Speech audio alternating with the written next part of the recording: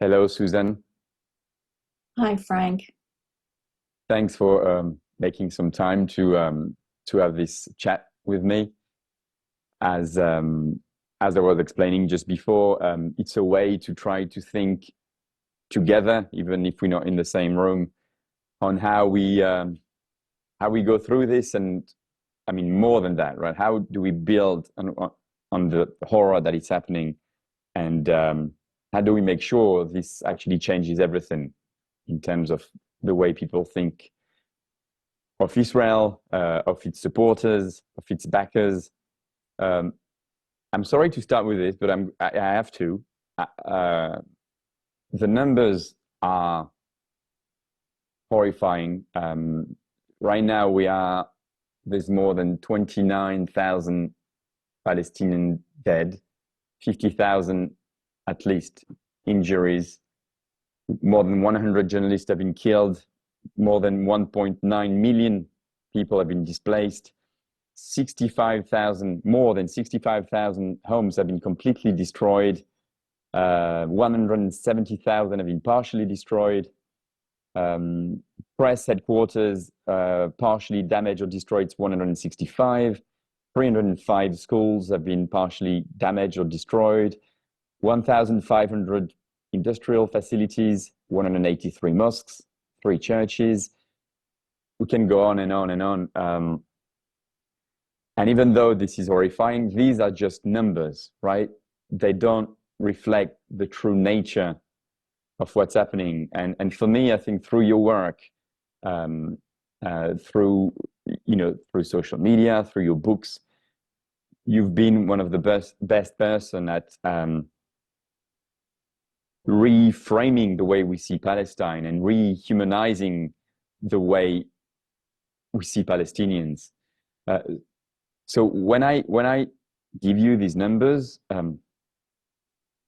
what do they say to you? What do they mean to you in a way? Honestly, I feel very emotional hearing that. It just even the numbers, um, because it's because every day I scroll through the videos and the images and I know the profound despair that underpins all of that. And I also I imagine this sort of industrialized terrorism uh, is still ongoing with no end in sight. And coupled with this feeling of impotence and an inability to make it stop. Uh, it's I want to say devastating, but again, I just don't feel like I have a right to any of those words right now because of what people are actually living through. It's not just, I mean, it, and I think those numbers are also grossly underestimated, grossly underestimating the true harm that has been done. We know that there are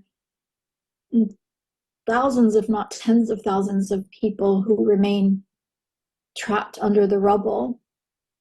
And when you think of that, I mean, we know there are people who died or are dying alone in the dark, in the cold. Um, Nobody's able to get to them. Nobody knows they're there. Uh, and when you imagine the way that people have died so far, it's not just killing people. It's like just death in the most gruesome ways. People literally being buried alive. Um, I think there's probably no more horrifying way to die than to be buried alive, to be crushed under the weight of walls and ceilings that once contained your memories and your family and your life. And then, you know, at some point this will end. It must. But the extraordinary destruction puts a big question mark on the future. Where do people return? To what do they return? What do they do in the meantime? I think these are all things that we have to start thinking about and preparing for, to ensure that Israel is not successful in its aims, which, you know, its true aims are not what they declare. Or actually, they have declared their true aims. So it is what they say, but at least not what they say officially. But we know this is not about Hamas. It's certainly not about the hostages. This is about colonial conquest, as it has always been. I mean, that's the essence of the Zionist project. It is a colonial, European, racist, supremacist movement, initiated to violently colonize Palestine and steal everything from the indigenous population. And they have been doing that for decades. But they have often lamented how inefficient they have been in this colonization, for several reasons. Number one, the Palestinians who remained that they could not get rid of are continued to live and reproduce, and Israel has not been able to kill them off quickly enough or contain them or expel them. You know, all along they talked about creating conditions that would, I think Perez said it, conditions that would invite the voluntary migration of Palestinians. So I think that's what they hoped all along, that they could make their Palestinian lives so miserable and desperate that people would just leave of their own accord. And, you know, like all colonizers and all races, they of course underestimate the humanity and the attachment of indigenous people to their homes and their lands. And with that, they have often viewed Palestinian lives as demographic threats. You know, they have been for the past 20 years or so speaking openly about how worrisome it is that, you know, between the river and the sea, the number of Palestinians versus Israeli Jews could become equal or worse, even outnumber them. So they have been for years planning planning genocidal actions like what we're seeing, and they found an opportunity now to execute that, and it is so, you know, we were talking earlier. I mean, it's not, we're not surprised that it has reached this level, but it is shocking. It shocks the conscience, it shocks the mind, it beggars belief. But it is not surprising, because with every massacre that Israel has committed with impunity, the next one was escalated. Every time, it's like they just keep pushing the envelope to see how much they can get away with. And you know, when you're able to act with such brutality and industrialized terrorism for so long without any real consequences, of course you think you can get away with, you know, with genocide, with outright genocide, and that's what they're doing. And you know, this impunity has allowed Israelis to think that the things they're saying are normal. It is a truly pathological society. It really is, because what has allowed to proliferate in the public sphere is so racist, so appalling and really grotesque to most of us in the world. Um, but it's become normalized. So so I think for most Israelis, there's absolutely nothing wrong with saying, yeah, we should kill all the babies. The babies aren't innocent. Or, yeah, we need to turn Gaza into a parking lot. And yes, we need to wipe everybody out, and we need to starve them to death. I mean, these are all things that they have been saying. We need to starve them. We need to make sure that there are conditions that would spread disease, that would make our job easier. I mean, these are all things in the public sphere. Even countries, that want to do things like that, maybe, um, know better than to say this out loud. But Israelis do say it out loud, and they say it a lot because it's normal in that society. And um, I think when this is over, and when I say over, I mean when Israel is over, because this kind of profoundly racist regime cannot continue to thrive in the world. And when this is over, I think we will spend generations unpacking this pathology that was allowed to continue, and which was nurtured by so-called Western democracies that love to preach to the rest of us about human rights and democracy and whatnot.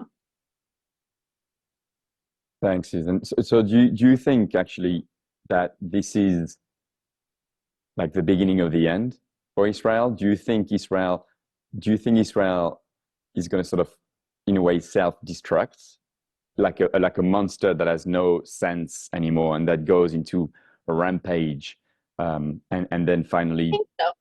yeah. I think they've been on a path toward the end. Um, I mean, Norman Finkelstein calls it a lunatic society, and it really is. There are no moral restraints that are apparent to the rest of us. There are no limits, and it's truly extraordinary in that,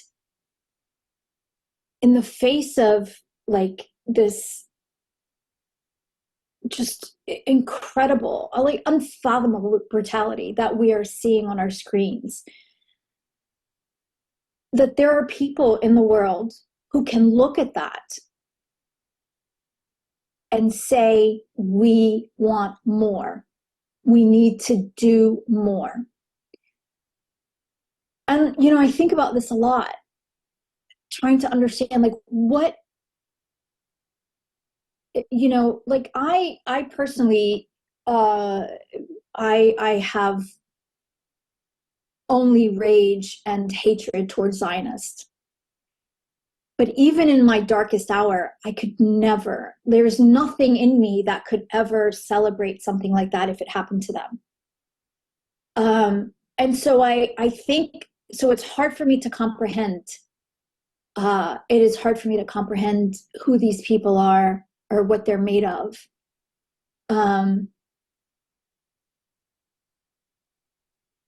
Yeah, I mean, to be so utterly devoid of a conscience, not as an individual, but as a collective, to go on social media and mock the pain of mothers whose babies have been murdered, to mock the pain of people, to mock the hunger, to mock the thirst. That is, it's just really not something that I am able to comprehend. And I don't think most, normal people, the majority of humanity cannot comprehend it, which is why I think, I mean, this is part of Israel's self-destruction, is it's not so much that they're destructing from within, although there is an element of that, but it is the exposure of who they really are. And that is one thing that is happening now. Gaza has truly, it has just opened the curtains on a lot of things. Sorry. He has to turn around, and so I only get this much of a seat. um, Gaza has, it has just blown the cover off, and there's no hiding uh, behind these lofty ideals that they've been peddling to the world for decades about democracy and whatever else, whatever lunacy they peddle. And it has also it has also blown the cover off of this sort of mighty Israeli military, right? And it's actually exposed their incredible weakness and their cowardice. Um, Israel thinks that they are showing strength by mass murdering civilians in the tens of thousands, but in fact, I mean that is proof of their weakness. I mean, that is evidence of just a moral vacuum, and just a material weakness. I mean, they're getting pummeled in battle by a far weaker guerrilla force that has really nothing but homemade rockets and light armament, and they're decimating them in battle. So in something that resembles a fair fight, although it's still not that, they are no match for Palestinians. They're no match for Hamas. They were no match for Hezbollah. And so they take out this, their humiliation on children, on women, on fathers and grandfathers, and on churches and mosques and universities. I mean, they are destroying every bit of infrastructure that supports life, and that's the aim, right? That's part of the genocide. I want you to come back to this point about I spoke to William Shabas, who is one of the foremost legal experts on the question of genocide, maybe a few weeks ago now, and he's been studying conflicts and armed conflict for like decades, and he made a very important point that you just made as well. He said, look at the number of dead soldiers, in Israeli dead soldiers, like what, just over 100 or something. And he said, for me, it means that they're not engaging in close combat. They are not, because if they were, he studied wars and stuff and conflict, there'll be a lot higher number. So they are not engaging. They are bragging about, we're killing Hamas, combatants and stuff. But it's bullshit. They're not. They're scared, and that's why I think it's part of they are so scared that they are shooting at everything. Like you put a gun in the hand of someone that is really scared. It just every noise that you just shoot at it. But I wanted to go back to a very important moment, that is October 7th, because it's been seen by, I'm going to say, a part of the world, let's say the Western world, as something, and it's been seen by another part of the world, and I think the majority world, as something else. And what Israel has been very good at doing is turning like October 7th into this massacre of like bloodthirsty criminals, beheading babies and shit. When in fact, we all know it's something else, and it was something else. So for you, what was October 7th? And by the way, I know I don't have to say this, but as a human being, I don't like civilians and kids to be killed. That's like a given. But still, October 7th, what was October 7th for you? Well, first of all, I want to just address the number of Israeli soldiers killed, because we know from Hamas, which has been completely truthful so far, unlike Israel, that number is far greater. And we also know from from Haaretz and other investigative pieces, that number is way, way higher. It is more like, I think, 1,600 killed and like 5,000 or 6,000 injured. So that's one thing. For October 7th, frankly, we still don't know truly what happened. And Israel has rejected UN efforts to investigate, in particular, investigations of the rape allegations. And one has to wonder, like, why?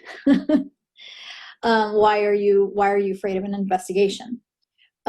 Actually, can I just jump on that's very interesting, actually, because what's important to remember is that this Israeli organization led by women and one lawyer, I think, said during the attack, women were systematically raped. So it means it's not like just one rape. Every time a fighter came upon a woman, he raped her. But then there's a UN investigation led by Navi Pillai, a great South African judge that has been working on many issues.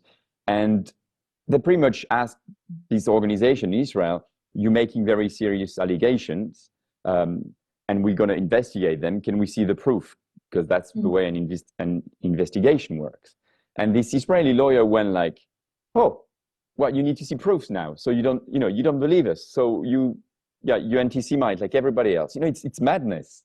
It's crazy, But anyway, sorry, go. But they managed to enlist Zionist colleagues at the New York Times who investigated and said, oh yes, there was rape, and it's really. So let me get back to that in a second, but I want to address your previous question about October 7th, because we truly still do not know yet what happened. Israel initially said Hamas came and they slaughtered 2,000 people. That number was downgraded to 1,400. And then it was downgraded again to 1,200. And then it was downgraded again to 1,139. And and then we find out that Israeli Apache helicopters were firing indiscriminately on a lot of the festival goers, likely killing hundreds. So hundreds of those 1,139 were killed by Israelis. And then we find out, also through another Haaretz investigation, that tanks that arrived in the area were firing shells into the homes on that kibbutz, killing untold numbers as well. So we have Apache helicopters killing, tanks killing, and then we also know from testimonies from the survivors of kibbutz Be'eri that Israeli soldiers who came started firing and killed at least several residents of the kibbutz colonies. So it's clear that a large portion of that 1,139 were killed by Israelis themselves. We don't know how many, because they refused to conduct investigations and they refused to allow independent investigations. So, of course, they came out with all kinds of stories that, just were not supported by evidence, were actually contradicted by the evidence, including, the 40 beheaded babies that they supposedly saw, but yet there's no record, there's no images. And then finally they said, oh no, they don't exist. So that was the 40 beheaded babies. And then there was like the babies that were hung on clothesline. I mean, all kinds of really, truly sensational things. And then after 2 months comes this rape allegation, systematic rape allegation. And because none of the other things are sticking, let's try this, let's try this one. And again, there's no evidence that's offered, as you said. Now comes the New York Times investigation that was published yesterday, I think, or the day before. And they're saying, and it's the evidence is based on one woman's testimony who said that she witnessed 5 women, she was hiding somewhere, 5 women being brought to that area, to an area that she could see, and then they were systematically raped, they were mutilated in front of her eyes, etc. And apparently there was a guy next to her who was hiding in the same place, and he said he didn't see anything because he just didn't want to look up, but then he looked up once and saw one woman. I mean, it is, you know, if that happened in that area, there should be forensic evidence. If people are being mutilated, the ground has blood on it. You know, it's easy to conduct investigations, but apparently none of that was done. And also, like, what did Hamas have a designated rape area where they brought all these women to this one place where she could see them? You know what I mean? It's a lot of it is preposterous. But what's also, and I'm not saying that they didn't happen. I just don't know. Like, we don't know. There's no real investigation happening to see if that's true. And if it's true, then people should be held to account. Because, you know, as a woman, you know, rape can never be a weapon of war. But given Israel's track record of just outright lying and gaslighting the whole world, I don't believe a word that comes out of their mouths, frankly. And we know from what we know about Hamas, right? We don't have these racist views that Western people have been brainwashed into believing about Muslims and Arabs and Palestinians in particular. The kind of piety that they possess would never allow that. Even if a Hamas fighter wanted to do that, I cannot imagine any situation in which other fighters would go along with it. They would not be allowed to be members of Hamas. I mean, now, the other piece of evidence is that, you know, they've had a lot of women in their custody for a very long time. They could do with them whatever they want. And yet every single female hostage who was released has refuted anything of the sort. There was a recent interview with this a woman and her daughter, in which, you know, she described a moment when they decided to arm wrestle the mother and one of the Hamas fighters, and he used a towel to arm wrestle her because it is forbidden for a Muslim man to touch a woman who is not, you know, an immediate relative. So if a Hamas, you're going to tell me that these people who will not touch who have to have a towel between him and another woman to arm wrestle her in fun, that these people were systematically raping women? Like, it doesn't compute with what we know about Hamas. So again, we don't know what happened on October 7th. But regardless, what we do know historically is that rebellions of the oppressed are sometimes brutal. Slave rebellions were brutal. Indigenous American rebellions were brutal. They included killing of innocents. But that does not blind us to who the victims truly were. There is a context. And Israel wants to strip context away from anything, from narratives. They want us to believe, they want the world to believe that Palestinians are just these bloodthirsty, Jew-hating, irrational, violent, stupid, dark people who kill for the fun of it. And that's and people aren't buying it anymore. Thankfully, there's a new generation that understands Israel is nothing more than a bloodlust colony in the heart of the Arab world.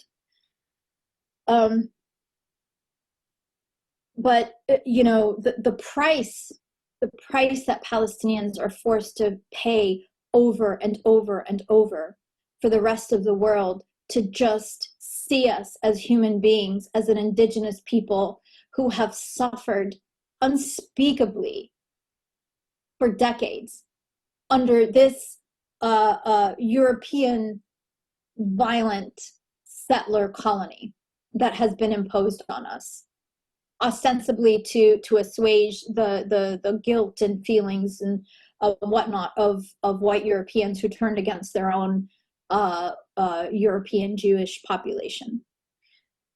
So,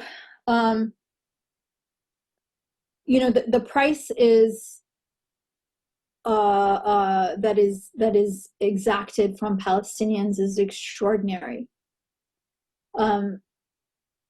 But I still believe that we will be victorious at the end of this, one way or another, and I hope it's in my lifetime, because there's nothing more that I want and that most Palestinians want is more than to just go home, and be where all of our stories began and return, to be where all of our ancestors are buried, to be where everything we are was created and forged over millennia, and that's it. Thanks, Suzanne. I wanted to end with this. Actually, I'm not going to end with what you just said. I want to end with the last question, because you said that a lot of people are not buying it anymore. You know, this Israelism, exceptionalism, this whatever David versus Goliath, and I feel this moment. You know, the first major war on Gaza I experienced was Operation Cast Lead, as they called it, in 2008, 2009. I had friends on the ground, Vittorio Arrigoni, Eva Yashevich, Alberto Arce, Cuiva, Butley, Eva Bartlett, you know, lots of friends that volunteered with the Red Cross and made a film, actually, that unfortunately is not available anymore, called To Shoot an Elephant, which was amazing. A film by Alberto Arce and Mohamed Roujaila. And I remember after Operation Cast Lead, talking to activists and lawyers and stuff, we felt like this moment's going to change everything. They went too far. And it didn't, you know. And I mean, inside, I think it started changing everything. You know, it's like drop by drop. But it didn't change things as much as we wanted it to change. And I mean, there's so many moments. The Mavi Marmara, you know, Israeli, you know, commandos shooting and killing 9 civilians on a Turkish boats, including actually a Turkish-American civilian. Nothing much happened. But this moment, and I was talking with Noura about it, I just feel it in the air. I just feel it when I talk to people. I just feel it with people contacting me, people that never wanted to speak about Palestine before, that have contacted me saying, Frank, there's something wrong in the media, the way, you know, Israel-Palestine is portrayed. So my last question was how do we make sure this moment change everything? How do we finally, Palestinians and the supporters, go on the offensive? Because we've been on the defensive, and in a way, we've been a reactionary movement, if you know what I mean, right? We're getting attacked, we defend ourselves. We're getting attacked, we defend ourselves. We've got all the tools to actually be on the offensive. We've got the moral high ground, we've got international law, we've got justice, we've got everything, you know. So how do we make sure this changes everything? How do we make sure Israel, its supporters, its backers are turned into pariahs, in a way? Yeah. And that's my last question. No, and it's an important question, and it's something we all need to be contemplating. And I don't think there's just a single way, but you kind of answered your own question. It's how do we go on the offensive, and that's where we start from at this point. And actually, Hamas has allowed us to think this way. It has, in a way, it is freeing our minds. And it is helping us imagine victory. They are helping us, realize that Israel is just morally bankrupt paper tiger. All they can do is just drop bombs and just kill indiscriminately. And that is a profound weakness. It is a, you know, so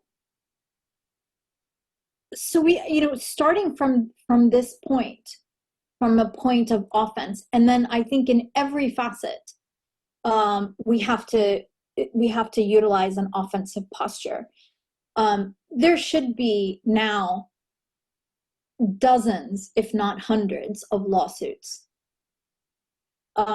filed from every country. I mean, there is so much evidence of war crimes. There's so much evidence of genocide and expert opinions on this. There's, you know, there's evidence of all kinds of, you know, unconstitutional behavior in this country. So there's a legal front. There's also the awareness front and PR campaigns, if you will, to raise awareness about, to continue to raise awareness, rather, of what Israel has been doing to Palestinians. I think, too, you know, the complicity of U.S. media and U.S. tech giants as well is something that should be challenged at every level as well, through civil society as well as the legal communities. Even though Instagram, Facebook, and Twitter are private corporations, they are not above laws and regulations, and there are a lot of legal avenues where they can be held accountable for the systematic propaganda and silencing of Palestinian voices and Palestinian content, and they should be. And I think this is a place where people have to start. I think we have to start going after all of these Zionist organizations who have been funding Israel and funding this genocide and supporting it. They should be held account in courts as well. Of course, all of this takes money, and but you know, it's not beyond our reach to do this, and I think this needs to happen. I think civil society as well. I don't think we should let up on the protests. I don't think we should let up on everything we're doing, on disrupting the status quo, on blocking ships, on, you know, on protesting and sabotaging weapons manufacturers, on withdrawing our money from banks and investment companies that are tied to Israel. You know, we don't have to reinvent the wheel. There is precedent for this kind of international mass mobilization. The difference with this instance, however, is that Israel has spent at this point billions of dollars in brainwashing at least Western people. So you know, and there's also this sort of in popular imagination, Israel equals Judaism equals Jewish people equals victims equals eternal victims equals centuries of oppression. So, you know, Israel has been really successful at conflating all of these things in popular imagination. And I think our task is to unravel that and show it for the lie that it is, and this is also a task, I think, for Jewish Americans and Jewish Westerners, European Jews as well. So because just as Israel is colonizing Palestine, it's also colonizing Judaism, you know, which is astounding. It's But anyway, that's a whole nother it's a whole nother conversation. شكرا كتير Susan. Oh, you're welcome. You're welcome. I'm glad you're doing this, Frank. And yeah,